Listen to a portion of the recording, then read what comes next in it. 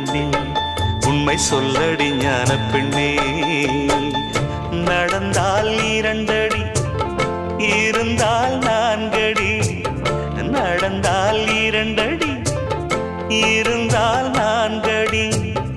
படுத்தால் 6 அடி போதும். இந்த நிலமும் அந்த வானமும் அது எல்லோர்க்கும் சொந்தம். அடி சொல்லடி ஞான பெண்ணே, உண்மை